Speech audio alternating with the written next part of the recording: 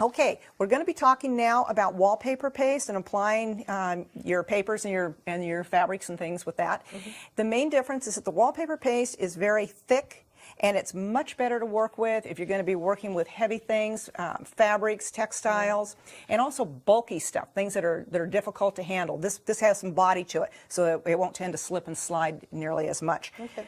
We use a water-based, doesn't matter what brand, water-based, pre-mixed. Very important, pre-mixed, or you're not going to be happy about that. Wallpaper paste. Okay? I noticed that you use a heavy duty. Is that important? Again, I want to have that thickness, that bulk, so it will hold up, Right. Okay. you know, whatever the materials are. This is what it's going to look like. Sort of looks like cream of wheat or something, you know?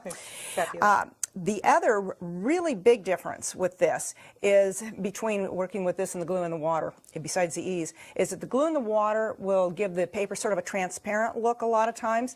This leaves your paper very opaque, and we have some really good examples of this down here on these boards that we did. These were sample boards to do some wall treatments. On this side, you'll see that this was done with the glue and water, and there's a transparency that happens to the paper because of the high water content. Over here, we've worked with the wallpaper paste, exactly the same papers, the same fossil leaves, but the effect is very, very different. So again, you want to play around with it, see what the effect is that you're going to want, and then, you know, choose it from there. Okay, this is easy stuff to work with. Really, really nice to work with. This particular paper that we're working with, and I should point this out right now, this isn't peculiar to the wallpaper paste, this is peculiar to handmade paper in general. This particular paper is called Illusions, comes in a number of different colors again. We wanted to point out, this was the paper we were using. These came from the same dye lot. This is one color that it came out, same situation.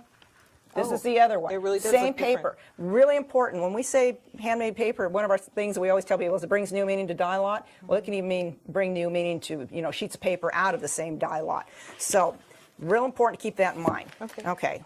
That said, what we're going to do here, get this guy out of the way, is we're going to take a sponge brush. You can do this with a regular paintbrush, but sponge brush kind of grabs more of it. Paint it on. Get it good and thick. Again, this dries clear, so don't worry about being messy. Okay. You can see that's being messy has never been. Well, does it make a difference if you have short pieces or long pieces of paper? just in the ease. Okay. Yeah. I would suggest that you always start with shorter pieces just because it's easier to work with and you won't get so frustrated with it. Okay. Okay, and you just keep working those in. Slop plenty of it on top. Isn't going to do anything to hurt it. And just keep working it that way. And you want to work, again, all of your edges into each other so they sort of meld when you're finished. Put one more piece up here. Let's turn that a little bit shorter. Oh, it just forms right into it. Just forms right into it, yeah. And again, that'll be different depending on, you know, what particular, what paper. Yeah, exactly. Okay, now that's for using the papers. While this is still wet, you can put some of your other types of materials in. We've taken a little piece off of our, remember our pulp netting that we talked about in the beginning? This is a small piece. Pulp netting you definitely want to work with in small pieces. This stuff is stiff and not necessarily real cooperative. So I want to get a lot of this on. Can you dampen it or anything beforehand, or would you? You can. The only thing about it is that because of the pulp on there, you may have it start to slip. The pulp is going to want to slip on you a little bit anyway.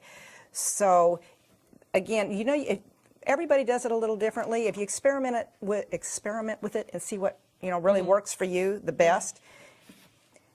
Oh, that's fabulous. Yeah, doesn't that work out neat? And now what can happen a lot of times, and you don't want to worry about this if it does, is that this pulp can start, a lot of times it'll start to move around or it'll start to come loose.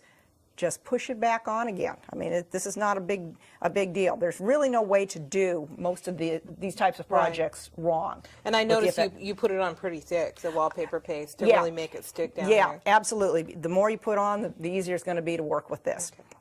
Okay. One of the other ones that we really, really like to work with on this is the linen bark. Linen bark is one of our absolute favorites, and we talked about that a little bit in the beginning. This is the bleached, and it does also come in the natural. We talked about that. when you work with the linen bark, very important, you want to take small pieces of this and put it in water. This has cooled down a little bit. Warm water, this will happen to quicker. The natural will actually have a little bit of its own natural pigmentation in it run, but don't worry about that. This is very stiff stuff, so you need to work with it wet. And then open it up. And depending on the effect you want, generally what I will do is take scissors, because these hard edges, both sides will have this very hard edge that does not like to pull open. Okay. And I like that big kind of open area effect. Right. So you can trim that off. Sometimes it'll cooperate. Ah, this one's going to. How nice. Okay. I notice it gets kind of stretchy almost. It does. That's what you want to do with it. You want to make it kind of spider webby. And then again, you can pull apart various pieces of this to work with. And when it's pulled apart like this, then it works very nicely into your piece. Now on this one, right now, I'm putting this down relatively flat. What you could also do, though, with this, which is really fun, this is a piece we had that had already worked. Kind of pulled it out a little bit. And pulled it out a little bit. This is really messy when you do it this way. You can dip this stuff right into your wallpaper paste, work it around, and mold it. You have to create some dimension, leaving air spaces. And again, if this is a little heavy, because this paste is very heavy, and you're not getting it to be quite as airy as you'd like, tin foil is marvelous for this. Just ball up little pieces of it, stuff it in the spots that you want, and let it dry. When you're doing this, one of the important things to do too is anchor. Be sure you've anchored enough places, because you want this, when it dries, to not just be barely perched on the surface. You want it to truly be there and will stay. Right. So it almost gives it kind of an antique-y old look. Yeah, it does. Yeah, linen bark is really great to use. Okay, now on this oriental pot, you can see that we also put the linen bark on this. But on this one, we've also used the pulp lace. It's one of my favorite products. I just love this stuff. It only comes in the black and the natural, but it's just great. I love it. This you could just paint on, but I kind of like dipping it, just because I like the messy feel of it. did mud pies and stuff as a kid, too. It looks fabulous. I love it. Isn't it wonderful stuff? Let's find kind of there's a good blank spot. And just settle it in. Oh, wow. And kind of work it in. I don't know if this works for other people. I've found that pushing things in backwards with my fingernails, for whatever reason, the glue doesn't stick. Just to really get it to your fingernail? There. Yeah. I've never found anything that works as well as using my fingernails. So I don't know if that works for other people.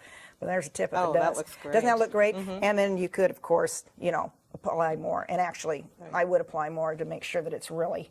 That's pulp lace? This is pulp lace, That's wonderful. Yeah, isn't that wonderful? It's just got a really different look and feel to it. And as this dries, it almost makes it sort of like meld into the pot, so that all these different textures almost are like they're one thing that just sort of, works together, swirls together. Yeah, they're really, really super. One of the other primary differences that we didn't mention with this is that because this doesn't have nearly as high water content as the glue water mix does, it will also take textured papers. This is a banana wind, textured bougainvillea. It has bougainvillea petals throughout it. And you can see that it has a heavy texture. And when we've used the wallpaper paste, here on this guy, it's kept all those textures. Oh, it still has that crinkly fabric. Right. If I had dipped this, I would have lost a lot of that natural sort of waffle look on there. Now, our other really fun thing to do with this wallpaper paste, we talked about fossil leaves and that those guys were not as fragile as they appear to be. We're going to, let's see, that's a good spot. Take some paste, make sure we've got it really on there.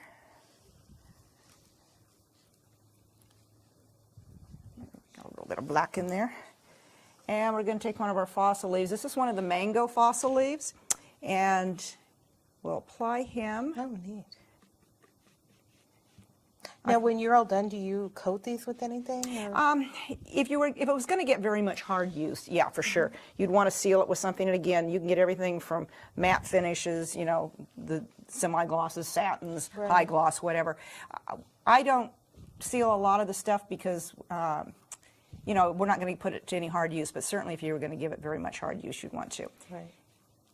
And then after you've painted this guy in really well, he's just going to dry flat on that surface. That's great. Isn't that fun? Yeah, I love the little cord that goes around. Isn't that fun? These cords are, it's basically roping, and then it's been dipped, and then it has a whole assortment of different kinds of flower petals.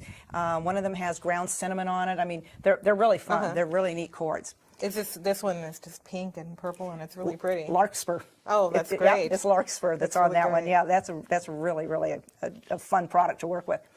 The last piece I want to show you that gives you something different with the wallpaper paste is this is our project paper again that we've talked about a number of times. Because it's so rigid, this is stiff. This can really be used. This is a mayonnaise jar. Great place to stick, you can stick it on your desk and put pencils and stuff in it. Gosh, it'd be great for fundraisers, I don't know, that kind of thing.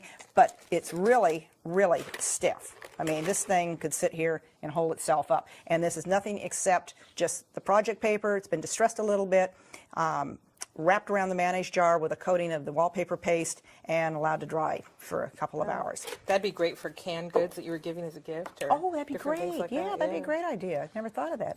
Okay, so that's pretty much the basic difference with wallpaper paste. We have one other type of adhesive that we want to talk to you about. So one more time, we're going to get this all cleaned up and get out the other things, and we'll be right back again. Thanks.